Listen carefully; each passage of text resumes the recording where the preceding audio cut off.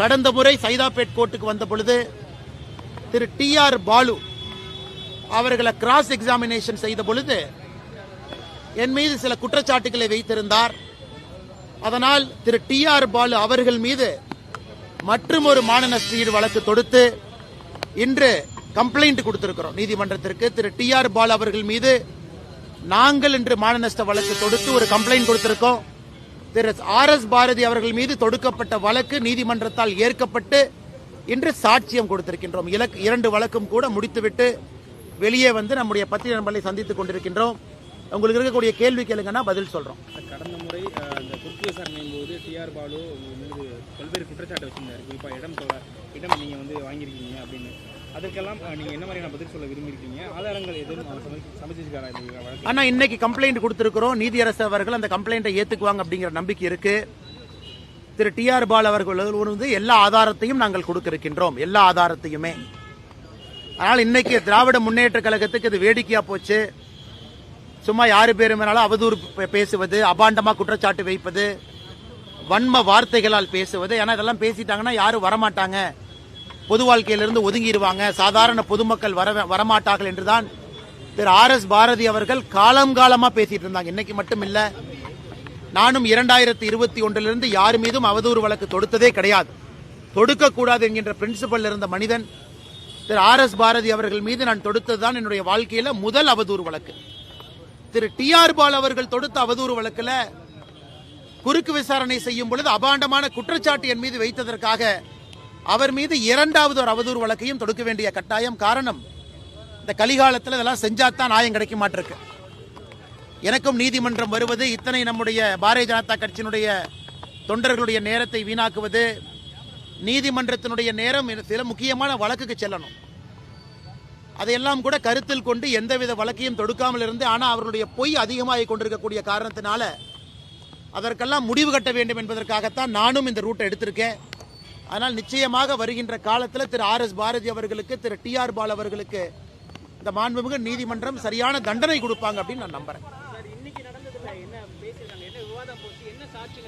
ஆனால் இன்னைக்கு 2 பேருமே வரல. திரு RS பாரதி அவர்களும் வரவில்லை, திரு TR பாலு அவர்களும் வரவில்லை. அதனால் இன்னைக்கு வந்து எங்களுடைய தரப்பு சாட்சியத்தை டிப்போசிஷனா கொடுத்துருக்கோங்கன்னா அவர்களுடைய லாயரோடு வருகின்ற காலத்தில் வருவாங்க. அன்னைக்கு தான் குறுக்கு விசாரணை, வேறு விசாரணை இருக்கும். திரு RS பாரதி அவர்கள் என் மீது பேசியிருக்கக்கூடிய அவதூறுக்கான சாட்சியத்தை கொடுத்திருக்கோம். TR பாலு அவர்கள் மீது நான் கொடுத்திருக்கக்கூடிய அவதூறு வழக்கு ஏற்கப்பட்ட உடன், ஏன்னா அது நீதிமன்றத்துக்குள்ள பேசப்பட்டது, நீதியரசர் முன்பு பேசப்பட்டது, அது ஏற்கப்பட்டவுடன் அதற்கான சாட்சியத்தை அடுத்த தேதி ஏப்ரல் 7ஆம் தேதி 2026 அடுத்த தேதி கொடுத்திருக்காங்க. ஏற்கப்பட்டவுடன் அதற்கான சாட்சியத்தை ஏப்ரல் 7ஆம் தேதி கொடுப்போம். அண்ணா வேறங்கண்ணா,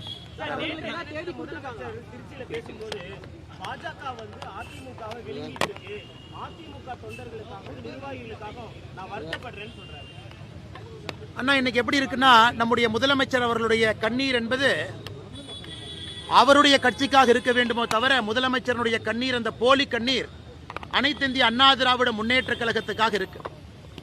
இன்னைக்கு 5 ஆண்டு காலம் ஆட்சியில் இருக்கக்கூடிய முதலமைச்சர் அவர்கள் தான் செய்திருக்கக்கூடிய எந்த சாதனையுமே சொல்லாம அனைத்து இந்திய அண்ணா திராவிட முன்னேற்ற கழகத்து கட்சிக்காக ஒரு பொய் நீலி கண்ணீரை வடித்துக் கொண்டிருக்கின்றார்.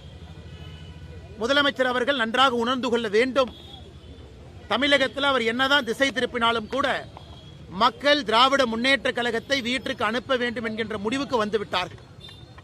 எனக்கு அனைத்து இந்திய அண்ணா திராவிட முன்னேற்ற கழகம், அந்த கட்சி, அதற்கு ஒரு பொதுச் செயலாளர், அதற்கான தலைவர்கள் இருக்கிறாங்க.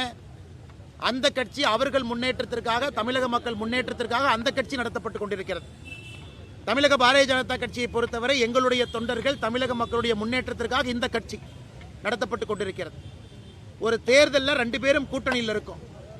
இதே வாதத்தை சொல்லக்கூடிய முதலமைச்சர், இதற்கு முன்பு திராவிட முன்னேற்ற கழகத்தினுடைய கூட்டணியில் நாம் இருந்தோம். 1999 2003 காலகட்டம் வரை அந்த கூட்டணியில் இருந்த பொழுது திராவிட முன்னேற்ற கழகம் கட்சி விழுங்கப்பட்டதா? அதனால முதலமைச்சர் அவர்கள் கண்ணாடியை பார்த்து பேசணும். இதே திராவிட முன்னேற்ற கழகம் இதற்கு முன்பு பாரதிய ஜனதா கட்சியினுடைய கூட்டணியில் இருந்த பொழுது அந்த கட்சி யாரும் சிதைச்சாங்களா, விழுங்குனாங்களா? அதனால் பாரதிய ஜனதா கட்சியை பொறுத்தவரை ஒரு தனித்தன்மையான ஒரு இயக்கம், எங்கள் வளர்ச்சிக்காக, தமிழகத்தினுடைய வளர்ச்சிக்காக இங்கே அரசியல் செய்து கொண்டிருக்கின்றோம். தேர்தல் காலகட்டத்தில் கூட்டணி வைப்பது இயல்புதான். அதனால் முதலமைச்சர் அவர்கள், நீ காங்கிரஸோடு கூட்டணி வைக்கிறீங்க, காங்கிரஸ் உங்களை விழுங்கிருமா, கம்யூனிஸ்ட் கட்சியை நீங்க விழுங்கிருவீங்களா, இல்ல அண்ணன் திருமாவளவன் அவருடைய விசிகேவை நீங்க விழுங்கிருவீங்களா?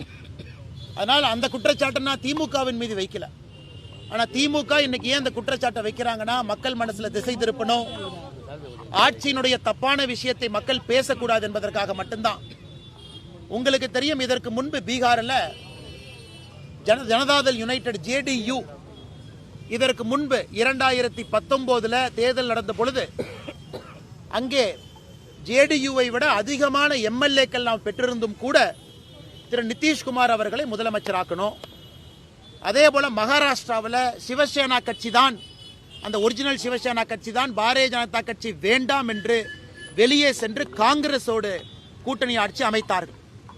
பாரதிய ஜனதா கட்சி எங்கேயும் யாருக்கும் எந்த பிரச்சனையும் ஏற்படுத்தவில்லை. எங்களை விட்டுட்டு ஒரிஜினல் சிவசேனா அவங்க தான் போனாங்க.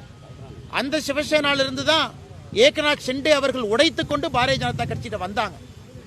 எங்களை விட குறைவான சட்டமன்ற உறுப்பினர்கள் இருந்தும் கூட இதற்கு முந்தைய பீகார் தேர்தலில் திரு நிதிஷ்குமார் அவர்கள் முதலமைச்சராக அவருக்கு அந்த பொறுப்பு கொடுத்த கூட்டணி தர்மம்.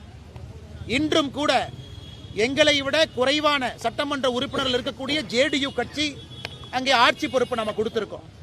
அதனால் முதலமைச்சருக்கு இதெல்லாம் புரியாது, இதெல்லாம் தெரியாது, வேண்டுமென்றே அபாண்டமான குற்றச்சாட்டை சுமத்த வேண்டும் என்பதற்காக முதலமைச்சர் அவர்கள் பேசிக் கொண்டிருப்பதாக நாங்கள் பார்க்கின்றோம்.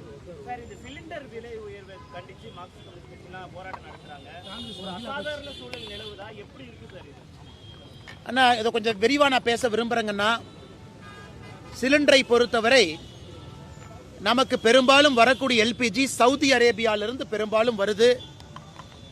அது ஸ்ட்ரெயிட் ஆஃப் ஹோர்முஸ் பகுதியிலிருந்து நமக்கு வரணும். இன்று ஈரான் இந்த போர் ஆரம்பித்த பிறகு அந்த ஸ்ட்ரெயிட் ஆஃப் ஹோர்முஸ் அந்த பகுதியை மூடி வச்சிருக்கிறாங்க. அதனால் எந்த கப்பலும் கூட வெளியே வர முடியாத ஒரு அசாதாரணமான சூழ்நிலை நிலவுகிறது. நம்முடைய மத்திய அரசை பொறுத்தவரை பல இடத்துல நம்ம பெட்ரோலியம் உற்பத்தி பொருட்களை வாங்கினாலும் கூட, இம்போர்ட் செய்தாலும் கூட, ரஷ்யாட்ட, வேறு வேறு காலகட்டத்தில் ஈராக்கு கிட்ட, சவுதி கிட்ட, கட்டாரு கிட்ட. ஆனால் அந்த LPG கேஸ் மிக அதிகமாக சவுதி அரேபியாவிலிருந்து வருது. அந்த பகுதியில் மட்டும் அது வரணும். ஆனால் இன்று எல்லோரும் எதிர்பார்ப்பது மிக விரைவில் அந்த ஸ்ட்ரெயிட் ஆஃப் ஹோர்முஸ், அந்த வளைகுடா பகுதி இயல்பு நிலைக்கு வந்த பிறகு கப்பல்கள் வர ஆரம்பிக்கும். இன்னைக்கு கமர்ஷியல் சிலிண்டர், நேற்று கர்நாடகாவில் ஹோட்டல் அசோசியேஷன் அவர்கள் ஒரு அறிக்கை கொடுத்திருந்தாங்க. இன்னைக்கு அன்னபூர்ணா கோயம்புத்தூர்ல நிறுவனம் ஒரு அறிக்கை கொடுத்திருக்கிறாங்க. சென்னை ஹோட்டல் ஓனர்ஸ் அசோசியேஷன் கொடுத்திருக்கிறாங்க. அவங்க கொடுத்திருப்பது அவங்களுடைய பிசினஸ் சம்பந்தமா கொடுத்திருக்கிறாங்க. இதில் அரசியல் எதுவும் கற்பிக்க விரும்பல. என்ன, கமர்ஷியல் சிலிண்டர் புக் பண்ணணும்னா 21 நாள் இடைவெளி இருக்கணும். இந்த போருக்கு பிறகு மத்திய அரசு அதை 25 நாள் ஆக்கியிருக்கிறாங்க. 25 டேஸ் கேப் கொடுக்கணும். அதனால் கண்டிப்பாக ஒரு அசாதாரண சூழல் இருக்கு. ஆனால் நம்முடைய நோக்கத்தை பொறுத்தவரை வீட்டிற்கு தேவையான நார்மல் சிலிண்டர் அது வந்துடணும், தங்குதடை இல்லாமல் வரணும். அது நம்மளுடைய ஃபர்ஸ்ட் வேலை. அதே போல நாம் பயன்படுத்தக்கூடிய பெட்ரோல், டீசல் அது இடைஞ்சல் இல்லாமல் வரணும். அதே போல கமர்ஷியல் சிலிண்டரும் இடைஞ்சல் இல்லாமல் வரணும். இன்னைக்கு நிச்சயமாக மிக வேகமாக இது இயல்பு நிலைக்கு திரும்பும் என்கின்ற நம்பிக்கை உங்களுக்கு தெரியும். நம்ம ஆட்சிக்கு வந்த பொழுது 2014 14 கோடி குடும்பத்தில் கேஸ் சிலிண்டர் இருந்துச்சு. இன்னைக்கு அது 33 கோடி குடும்பத்திற்கு கேஸ் சிலிண்டர் போயிருக்கு. அப்படின்னா 12 ஆண்டுகளில் 14 கோடியிலிருந்து 33 கோடியாக கேஸ் சிலிண்டருடைய எண்ணிக்கை உயர்ந்திருக்கு.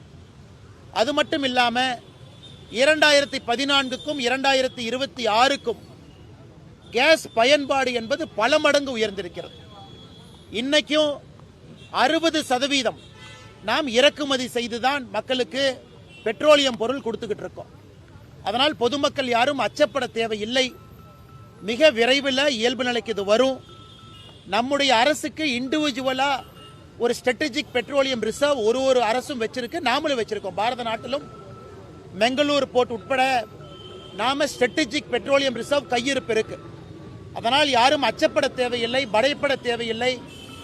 அதற்கான எல்லா பிரச்சனைகளையும் களைவதற்கான முயற்சியை மத்திய அரசு எடுத்துக் கொண்டிருக்கின்றார்கள் என்கின்ற செய்தியும் இந்த நேரத்தில் பத்திரிகை நண்பர்கள் மூலமாக நான் தெரிவிக்க கடமைப்பட்டிருக்கின்றேன்.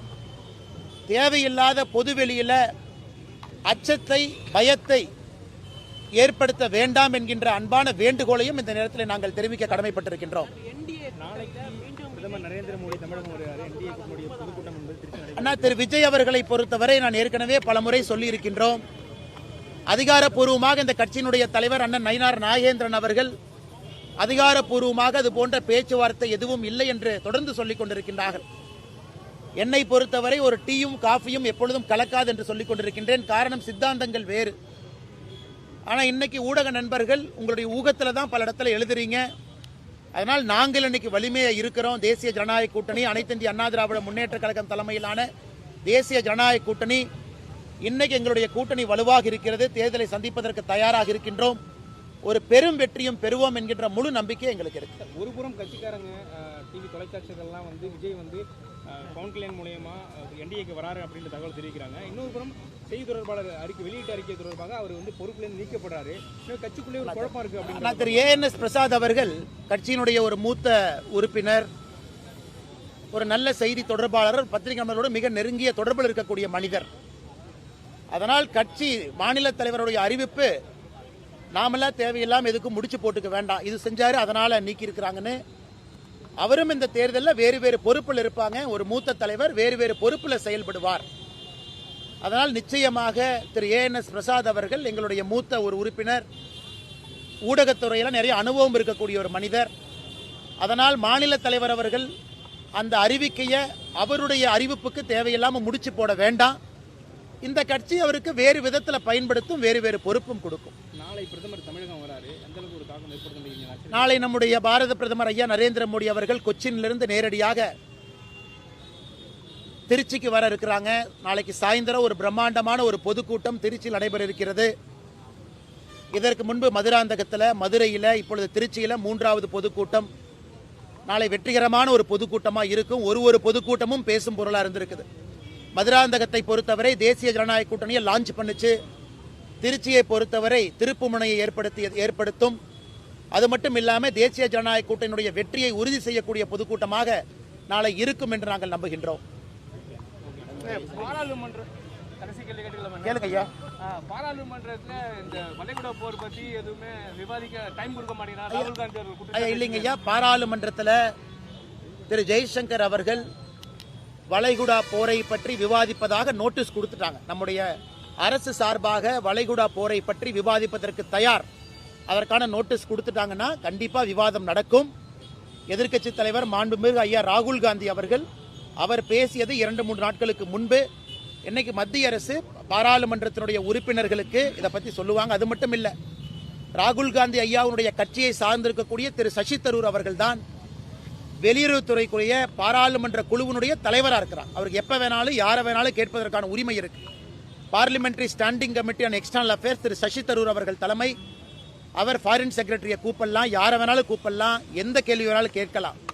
காங்கிரஸ் கட்சி கையில பாராளுமன்ற standing committee on external affairs இருக்கும் பொழுது திரு ராகுல் காந்தி அவர்கள் பேசியிருக்கக்கூடிய இந்த பேச்சு தேவையில்லாத ஒரு பேச்சாகத்தான் எங்களுடைய கருத்தாக